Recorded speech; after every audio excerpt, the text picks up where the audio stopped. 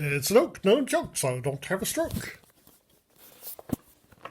Alright, so today I'm going to review Carcosa, which was originally published somewhere else, but this is a reprint published by Lamentations of the Flame Princess. And it's a good quality book here. You can look at it. Hardback. And on the interior cover, we have a hex map of the area. And another one on the back here. Yeah, quite good quality. And I read a review of this. It made me really, really excited. It sounded like just the way we used to play Advanced Dungeons and Dragons in the day, when we thought Gamma World was the same game. But when I read the actual book, I was more disappointed. So let's go through it. The artwork is pretty good. So, introduction. So, one of the things about this is every time you roll for hit dice or damage, you roll all of the dice. And the results of the D20 tells you which one counted. So this makes combat really, really unpredictable. I think I would like to try that, but I'm not sure how much I would like it. Okay. Now, one thing I don't like about this is there are only two classes. Fighters and sorcerers. Sorcerer is a new class for this, and I'm not sure it's really playable as a player character class. That it seems more like an NPC class. It does say that specialists, the thieves of Lamentations, could be used as a class in this, but no clerics, no magic users, no demi-humans of any kind. It seems a poor choice, but the way the sorcerers work, well, let's get to that later. There's a sorcerer tables for saving throws and stuff. Table for unnatural aging. And then we get to the races of men. So yeah, so no demi-humans, but they got all these different human races. Black men, orange men, blue men, purple men. The bone men are like in Fafhrd and the Grey Mouser. They have transparent flesh, so they look like skeletons covered in see-through jelly. Red men, brown men, Ulfar, Dome, and Yale are three colors that don't exist. They're just made-up colors that exist in the world. White men, green men, yellow men. So this seems to me to be too many races that have no difference whatsoever in them. If I were to write this, I think I would have humans be like in the real world, multi-colors of brown, ranging from very pale like Norwegians to very dark like certain parts of Africa. But, and I would probably keep the bone men because I think they're cool, but all these other colors, it seems kind of useless. Here's an example here of the artwork showing the different races fighting each other. All these races hate each other. Here's some bone men fighting a monster. There, now you can see it better. Okay, alignment is law, neutral, and chaos. It's got psionics. It's just like in first edition Advanced Dungeons and Dragons. Your chances of having psionics are really, really small. And it's got a simplified version of psionics, so it's much easier to run. So that seems like a good point. We have something called the Desert Lotus, which comes in different colors. Each one can do different things. We have space alien technology.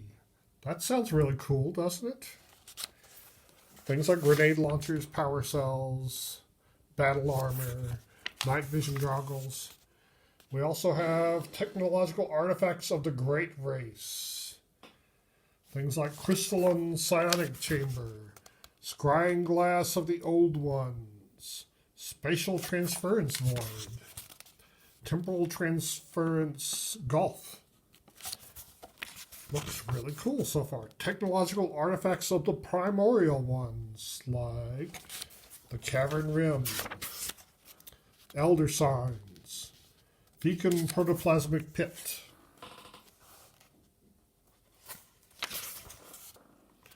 the Living Monolith, Mutation Inducer, the Primal White Jelly, Proto-Shoggoth. Then there are the Sorcerer's Rituals. So the way the Sorcerer class works is you have to go to a specific location, and there you have to sacrifice somebody of a particular race, and that allows you to call up or banish a particular Cthulhu-like monster, except the ones that you can do are none of the ones I ever heard of. They're all made-up ones that are weaker than the ones I've heard of. And so there's page after page after page of these ones, and it seems like it was a real bear to read through this, because it seems like this could more easily be handled with a table, a random generator. You didn't need to go to the description because it's all the same thing. You go to this location, you sacrifice a member of this race, you need an object from another location, and this allows you to banish or control this particular elder god. And then we get some monster descriptions, which includes the amphibious ones, and Byakhee, the colorless ooze, crawling god, Chuga, and Cthulhu, Cthulhu's flame creatures, the deep ones. But there are a bunch of these that are Cthulhuoid monsters that I never heard of. They were made up for this, just for the purpose of being conjured by the sorcerer. So that's lame. I don't like that. Because sorcerer can't control any of the others. So then there's hex descriptions. Now, most hex crawls in the old school, there might be 3 or 4 things on the whole map, and you had to find them. But this, it has a description of what's on each and every hex here. And I made it about this far in it before I couldn't read anymore. It was a lot of them. A lot of stuff. Every little hex has something on it. And it just got kind of boring and repetitive to me.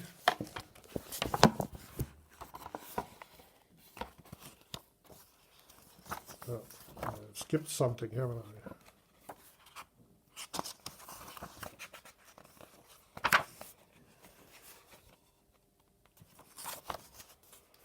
Okay. There apparently is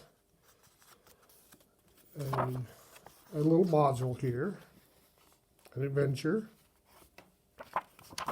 There's some descriptions of humanity on Carcosa.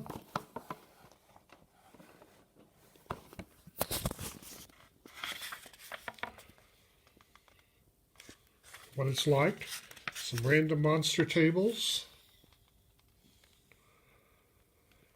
Encounters underground. The spawn of Shub Niguroth.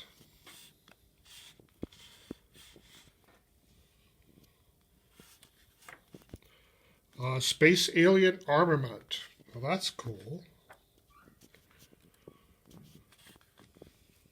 Random robot generator, which seems pretty useful. And further systems, like mutations. There's a mutation table with descriptions of the mutations. There's Sorcerer's Rituals reference table. That makes it easier. And there's the index. So, finally, I would say that I don't like this book, but if I ran something like this, I'd probably steal a lot of ideas from this book. So I recommend it, that you should get the book, but I don't know if you'd want to buy the book exactly like it is. Thank you.